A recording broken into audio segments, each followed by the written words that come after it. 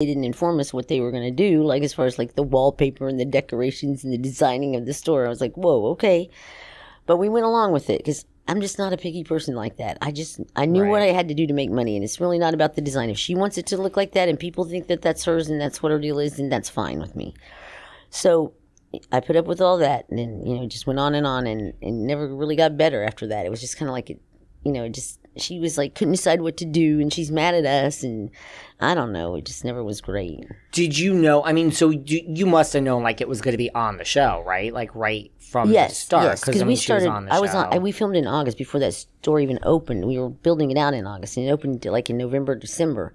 So, yes, I was on, they would film the show then, so I was on all part of that, the build out and everything like that. So, when did it come to your attention that, this, well, it was clearly going to be a storyline, but like, when did it come to your attention that, Melissa owns Envy, even though she didn't sign this contract and couldn't make up her mind, was going to be like the narrative that was being put out by her on the show, pretty much. Yeah, I was okay with that she owned it. I'm totally fine with that. I didn't care. I wanted to just be in the background, just doing what I needed to do.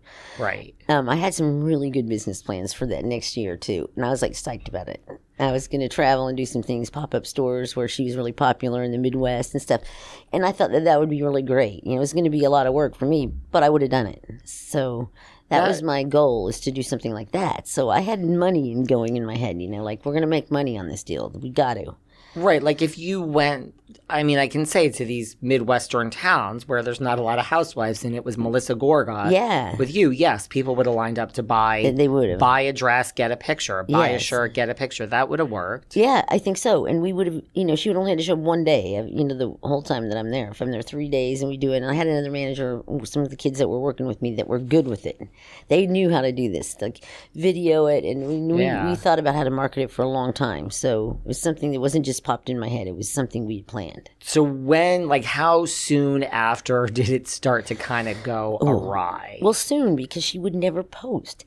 And they filmed the reunion, right? And first of all, I said, I can get you any dress that you want. Just let me know. Well, she bought a dress for competition, one of our competing boutiques. And I'm like, why would you do that? Buy a dress. Oh, I want to, make sure that I share, help other people advertise too. And I'm thinking, that's your direct competition. What are you doing buying a dress from there? Because Ellie Tahari was in the store the one day that we were there, actually doing some buying. Yeah. And he said, please come over to my studio. And he goes, you can pick any gown you want. I'm like, oh my gosh. She goes, I'm just really too tired. I don't want to do it now. And I'm like, ooh, okay, whatever. So she could have really, and I know these people to call. I knew who to call to get her anything she wanted, but so she wanted to buy a dress from there, whatever. But, she wasn't posting the clothes like she said she would, and she wasn't going to guarantee me any posts. Like I said, if you're going to be doing this with me, you need to guarantee me X amount of posts a week. So, you're posting so it sells the clothes, Melissa, let's face it. And if you're not going to post, we're not going to make any money here. And she would just never, she goes, no, I'm not going to guarantee anybody when I'm going to post. I'm like, okay, then what do I get out of this deal? Nothing. Right. So to appear, and we'll get into this more because this gets into your lawsuits too, but just before we get into that later, so you were on RHONJ too. She was the housewife, but so you signed what? These standard appearance fee. Talk to me about what you signed. Okay. I signed appearance contracts to be on the show. And the first one I signed, it was the one that we signed the whole time that I was on the show. Season 7. Season 7. Then when Season 7 was over, I signed a second appearance contract. And it was a little bit longer than the first one. And I read through it, and I said, well, I don't want to give the book away, but, people will have the book by the time they hear this podcast. Yeah. I said to myself, we've already sent them a certified mail letter from our lawyer stating that if you defame me on international television, you will be sued. So in signing that contract, they called me to come up and film and tell my side of the story. And I'm thinking, why would they do that if I'm not going to be on the show? Why would they let me tell my side of the story? But I came up here, I flew up here to do it, and I filmed with Dolores all day. And they were trying to get something out of Dolores and I, and we just wouldn't say it. I wasn't going to go into any detail other than I did not steal my own clothes, which was the big thing, that I stole my own clothes out of the store. Right. That was the season premiere of season 8. That I stole my own clothes out of the Which store. we're going to get into that. I did not steal my own clothes. But so, anyways, they filmed it, but they never showed it. So if you don't appear, let me make it clear, I did not appear in that film. So you're not going to hold me to any contract, NBC. Like, it's like bogus.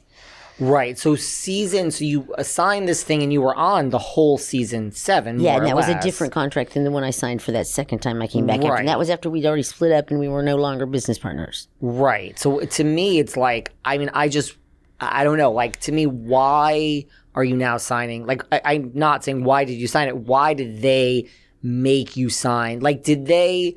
I wonder. My mind, I felt like did they come up here right? to Like, do was it a like, setup just to sign like something new to hold you to with like a stronger agreement because they knew that Melissa was now going to say this and they saw legal issues? I mean, this is just where my mind goes. That's what I thought. Because you already signed something, right? So why would you need to sign something new? I mean, if you're a housewife, you get a new contract every year. But I can tell you, because I've been on the show in background, when you sign an appearance fee, it carries over. I don't get paid for anything. I never got paid for being on the show. I don't get paid for anything ever that I did.